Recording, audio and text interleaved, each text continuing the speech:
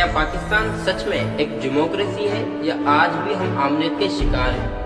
क्या सच में पाकिस्तान के अंदर हमें जमहूरी निज़ाम के मुताबिक एजुकेशन, जस्टिस और फ्रीडम के हक़ाइक़ हासिल हैं या आज भी हम इन बेसिक राइट से डिप्राइव्ड हैं? क्या हम सच में पाकिस्तान के अंदर डेमोक्रेसी चाहते भी हैं या हम फ्यूडलिज्म की लाठी पर चलने वाले रेवड़ की ज़िंदगी जीना चाहते हैं? अस्सलाम वालेकुम दोस्तों, मैं हूं नजीबुर रहमान और चलिए आज की इस वीडियो में जानते हैं कि डेमोक्रेसी दरअसल क्या होती है, पाकिस्तान के अंदर डेमोक्रेसी के क्या क्या फ्लॉज हैं और किस तरह से democracy can prevail in every nook and corner of the country. So let's get started.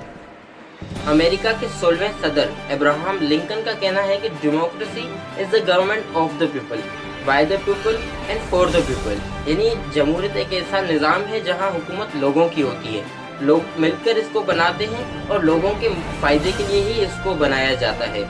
यानी एक ऐसा निज़ाम जहां अमीर गरीब के बराबर, एक मर्द औरत के बराबर और एक नॉन मुस्लिम मुस्लिम के बराबर है, जिसमें मज़हब और नस्ल परस्ती को बिल्कुल बुनियाद नहीं बनाया जाता, बल्कि इंसानियत के बुनियाद पर वोट्स दिए जाते हैं, इंसानियत के बुनियाद पर राइट्स और अपनी फैसिलिटीज़ दी जाती हैं। वुडरो विल्सन का कहना है कि जमहूरियत एक निज़ामी सरिश्ते से भी ज़्यादा एक सेट ऑफ प्रिंसिपल्स है जहां इंसान को उसके तमाम बुनियादी हक़ाइक़ दिए जाते हैं, जिसमें जस्टिस, इक्वलिटी, मोरालिटी, फ्रीडम और एजुकेशन सरे फहरिस्त है। दरअसल यही डेमोक्रेसी है, यानी कि द रूल ऑफ लॉ, ना कि the law of rulers. Unfortunately हमें डेमोक्रेसी के बजाय डिक्टेटरशिप दी गई है। अगर हम तारीख को देखें तो आज़ादी की 9 साल की मेहनत के बाद जब हमने पहला 1956 का आइन बनाया तो उसे बस 2.5 सालों की अंदर ही एब्रोगेट कर दिया गया। फिर जनरल अयूब ने आमरीत का आगाज़ कर दिया, उसके बाद जनरल याया, फिर जनरल ज़िया और फिर जनरल परवेज़ मुशर्रफ ने आमरीत का आगाज़ किया। और इस तरह पाकिस्तान ने 74 सालों की आज़ादी के दौरान 32 साल आमरीत में गुजारे। आमरीत एक ऐसा निज़ाम हुआ करता था जहाँ हक बोलना इलीगल था, सच बोलना एक क्राइम था और आवाज़ उठाना बगावत थी। अभी आमरीत के इस जाल से निकले ही थे कि फ्यूडलिज्म ने अपने पंजे गाड़ दिए, जहां डिक्टेटरशिप एक किस्म का हथियार है जिसे जो लीडर चाहता था अपनी मर्जी से इस्तेमाल करता था। वहां फ्यूडलिज्म एक किस्म की बीमारी है।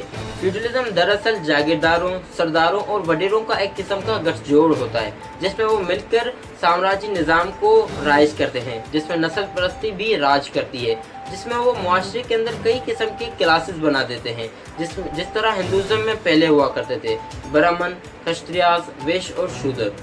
अब इस फ्यूडलिज्म को किस तरह ख़त्म किया जाए, तो इसके बस 2 ही हल हैं, या तो हम एवोल्यूशन की तरफ जाएं या हम रेवोल्यूशन की तरफ जाएं।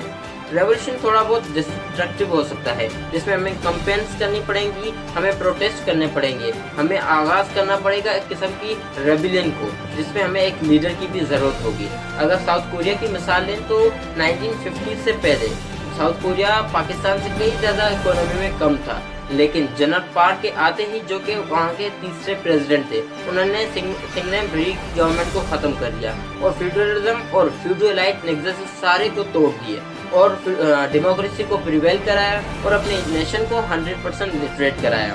इस तरह उन्होंने डेमोक्रेसी को बढ़ाया और एक डिकेड के अंदर यानी 1960s के अंदर वो पाकिस्तान से कई ज़्यादा बेहतरीन इकोनॉमी साबित हुआ। दूसरा तरीका है एवोल्यूशन। अब एवोल्यूशन थोड़ा लेथार्जिक और लेजी है, अलबत्ता पाकिस्तान में यह ज़्यादा मुफीद हो सकता है।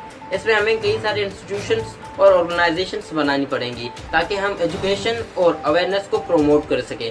हमारी नेशन थोड़ी इलिटरेट ज़्यादा है, इसलिए हमें एजुकेशन और अवेयरनेस को ज़्यादा से ज़्यादा प्रमोट करना पड़ेगा ताकि मासेस को पहले लिटरेट किया जाए। उसके बाद हमें किसी जनरल पार्ट की ज़रूरत है, एक ऐसे लीडर की ज़रूरत है जो हमें फ्यूडलिज्म के इस पंजे से बाहर निकाले और पाकिस्तान प्रॉस्पेरिटी की तरफ बढ़े। Thank you.